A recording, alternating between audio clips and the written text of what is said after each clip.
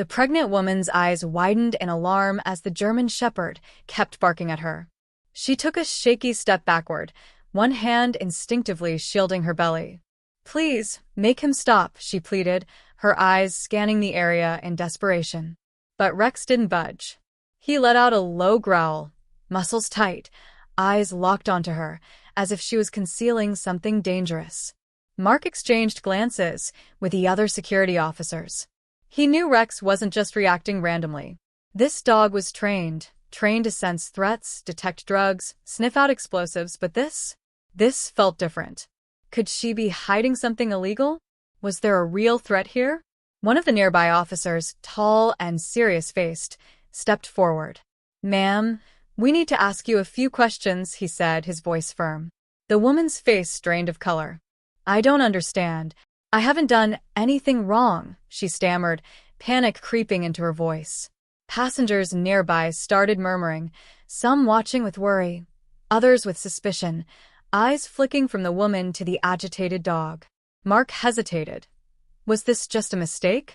Or was Rex sensing something the rest of them couldn't see? Trusting his canine partner's instincts, he made the call. "We need to bring her in for additional screening," he said. Whatever was going on, they had to get to the bottom of it fast. Two officers, both in uniform, gently but firmly guided the woman toward a private security screening room. Her breaths were rapid and shallow. Her hands trembled as she held her belly tightly.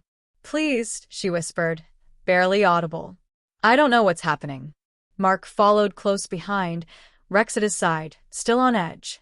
The dog's intense gaze never left the woman, his body tensed like a coiled spring. Mark had never seen him this persistent. Not ever.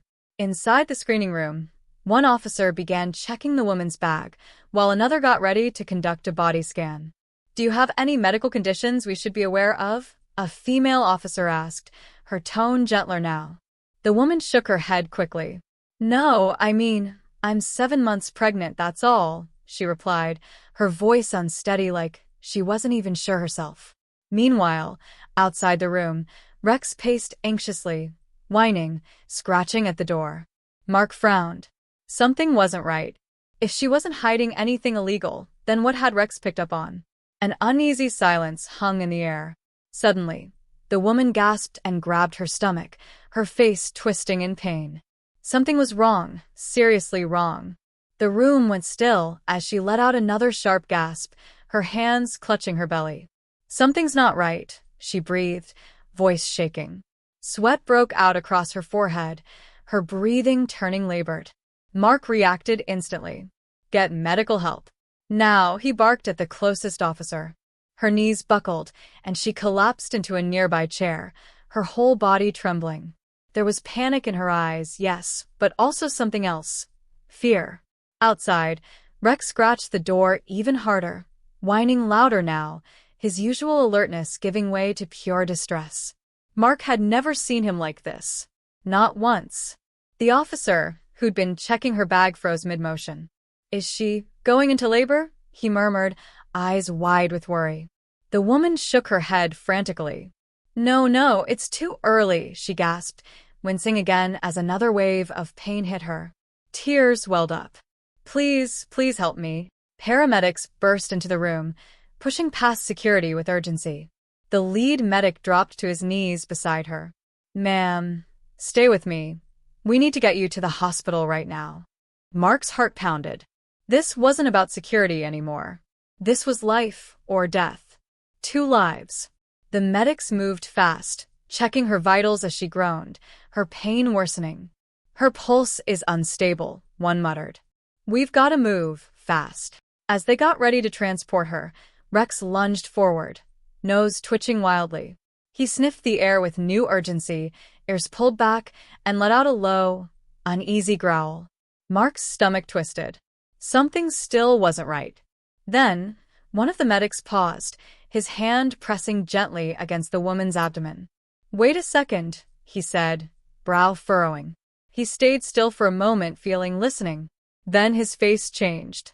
"This isn't just preterm labor," he said quietly. "There's something else going on."